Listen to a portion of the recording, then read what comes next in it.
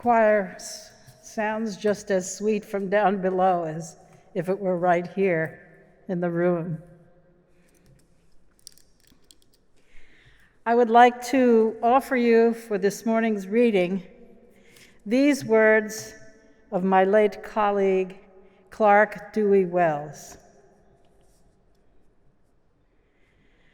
Several years ago, and shortly after twilight, our 3.5-year-old tried to gain his parents' attention to a shining star.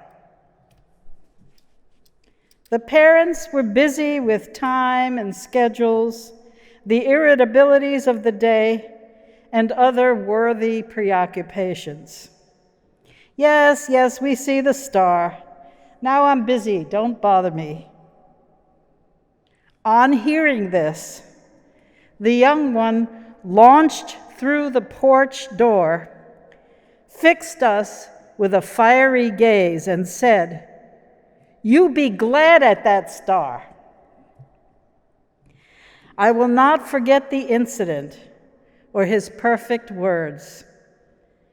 It was one of those rare moments when you get everything you need for the good of your soul: reprimand, disclosure, and blessing.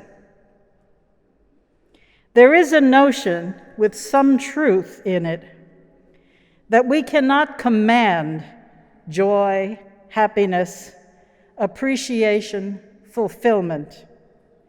We do not engineer the seasons of the soul or enjoin the quality of mood in another.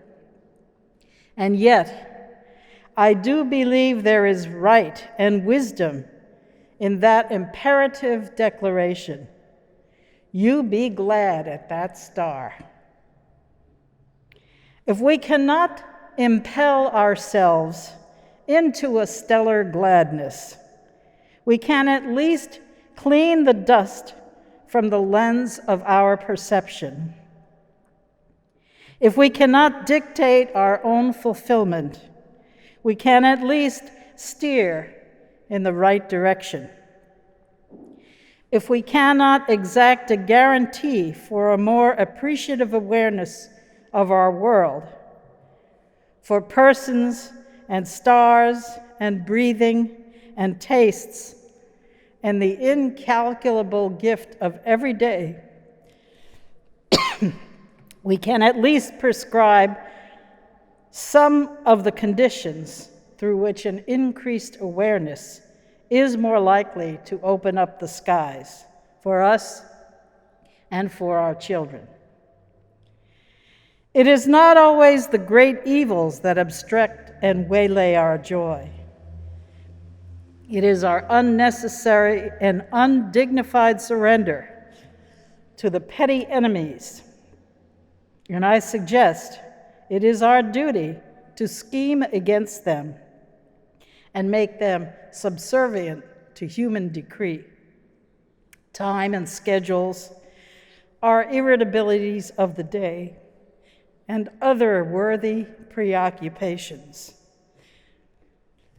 Matters more subtle and humane should command our lives.